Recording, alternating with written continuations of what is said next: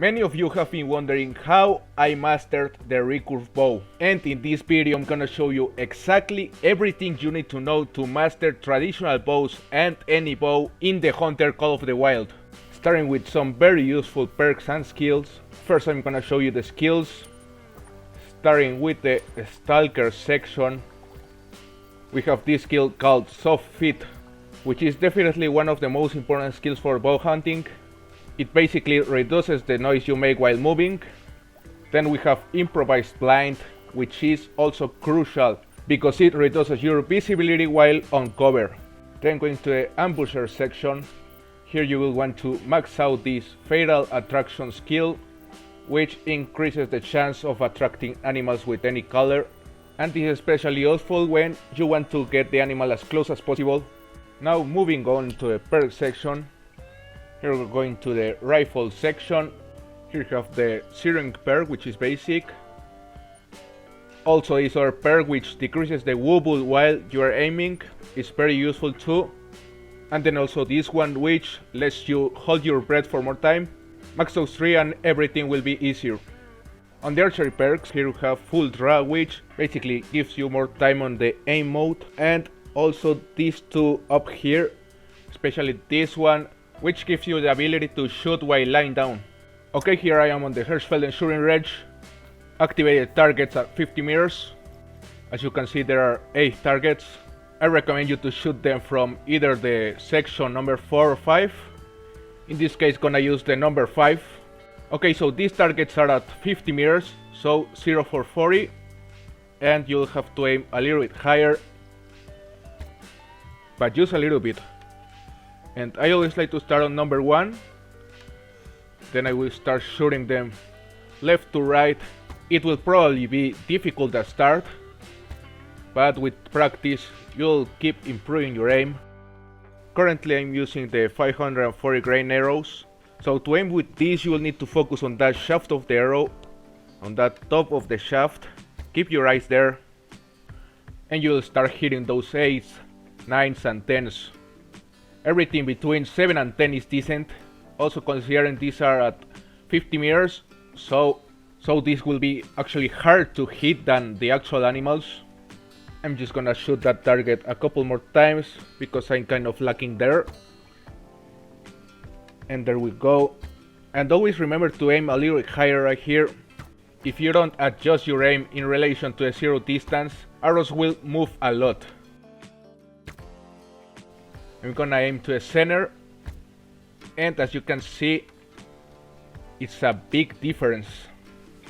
That's exactly why you don't want to shoot animals out of your zero distance. The more precise the distance is compared to a zero, the better. So always look to match them. Otherwise you will have to adjust your aim, which is something you shouldn't be doing if you don't want to mess anything up. Alright, so to finish this section, you could shoot these targets like 50 times. And when you finish, check your average. You can see your score on the top right corner, and you divide it by the amount of shots and you get the average. I would say that anything above 7 is enough, and you should be ready to start shooting animals. Another option you have is the Parque Fernando shooting range. Here you have targets with the shape of different animals, also a couple stands. It's a really cool shooting range, and it's a very good option if you want to try the other arrows. The 350 for small game and the 700 for big game. In this case I'm carrying the 700. I'm gonna show you how it works. It's a very precise arrow. Also the 350 has a very similar design, and it's easier to aim with them compared with the 540s. Just aim with the top of the shaft. Just practice, practice, practice, and you will be very confident with it in a short period of time. It actually didn't take too long for me, maybe a week or something like that, and I had zero experience with bows on the game before that, so it's not that hard. Also, if you wanna use the 700 grain arrows on this shooting range, I recommend you to focus on that buffalo. These arrows are designed for big targets, and you can safely use them at around 60 meters. A very important thing that you need to know is that the further the target is, the more the wind will carry your arrows. If the wind is blowing either to the left or right, you'll have to adjust your aim to the opposite direction to compensate for this. Okay, now I'm carrying the 350s. And first of all, these arrows don't do well at more than 20 meters. They lose a lot of accuracy, and even at 20 meters you'll have to aim a little lower because for some reason they always hit high. It's not that much of a difference, but still it can make a difference on small targets like dogs, rabbits, and even fox or coyotes. So for these arrows, I recommend you to don't use them at more than 20 meters, especially if you are aiming on an important target like a diamond. Also because they don't have a lot of penetration on class 3 animals, so you'll need to be accurate.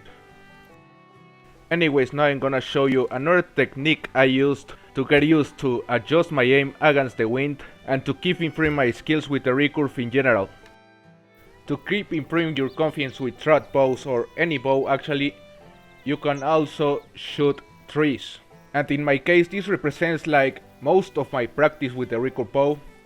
I used to shoot a lot of trees, like every time I started a hunt I would probably do like 50 shots or so, testing different distances, and that's probably the best way to perfect your aim without actually shooting any animal.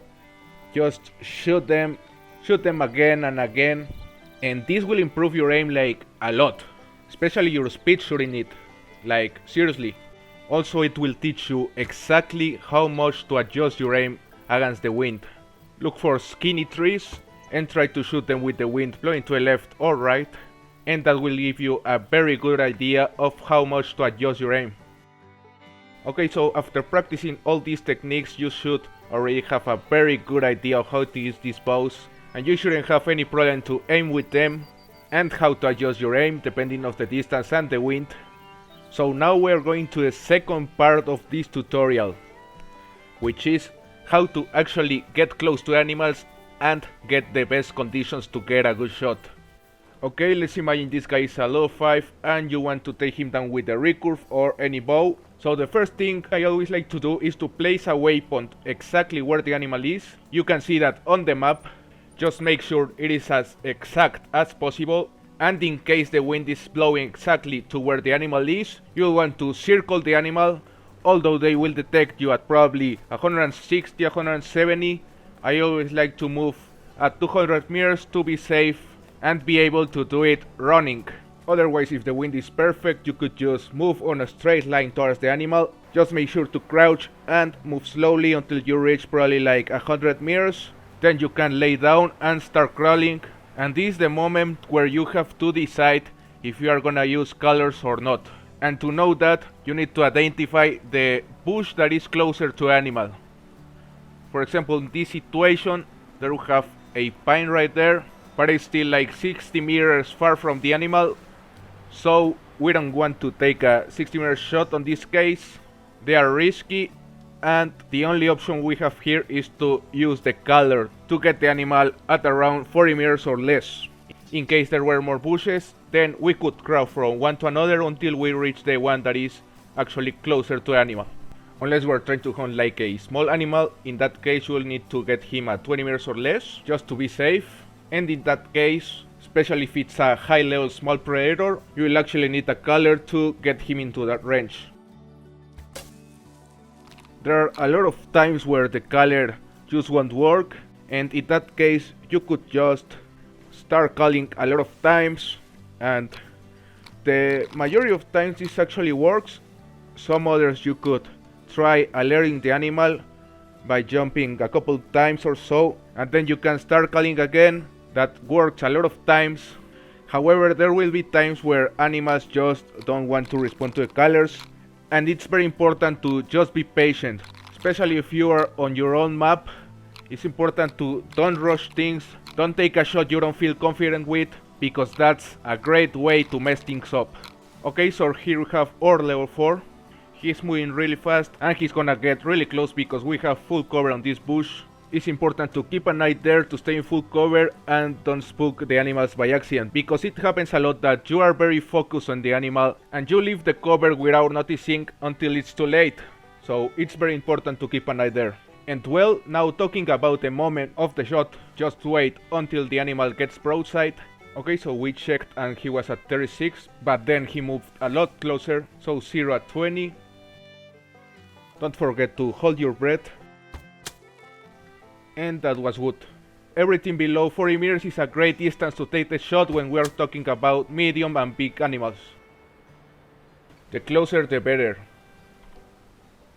And you need to know that in case you are using a caller to get a diamond in range, they will take a lot more time to get close than normal animals, so just be patient and eventually they will get close enough. So that's it for this video. If you have any questions, write them down in the comments, leave a like and subscribe if you enjoyed the video. Thanks for watching and see you next time.